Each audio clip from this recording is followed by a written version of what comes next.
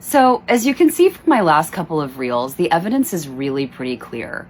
Reading in real books is the best way to retain information, and writing with a pen in your hand promotes what we call embodied cognition, which really leads to actually learning the material that you're trying to learn.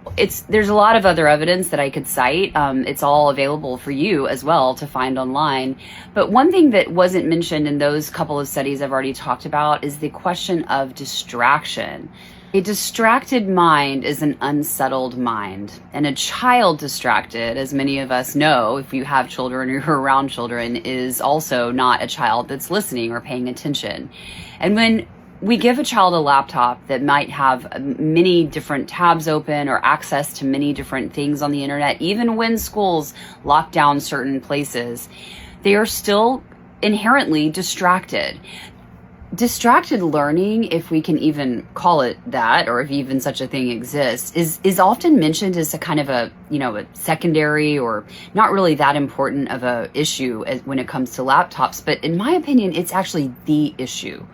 We all know intuitively how distracted we can feel when we are being pulled to different tabs and you have things open and you have different things on your laptop.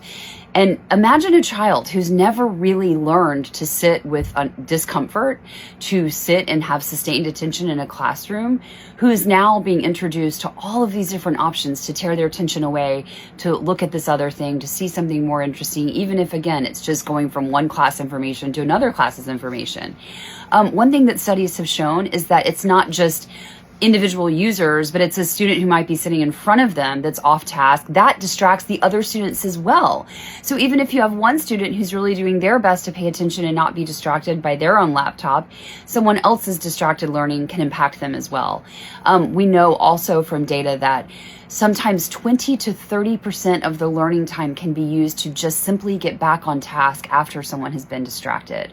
That's a tremendous amount of wasted time that, again, we're being sold the laptops in the name of efficiency, but that's clearly not efficient learning if you're having to constantly go back and forth from a distracted idea to being back on the subject. And we know that multitasking, again, is something that leads us into a place of shallow processing and shallow learning.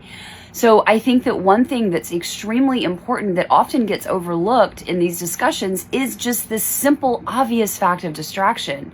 It challenges our ability to be actually present in that room and absorbing the information that's happening in that room.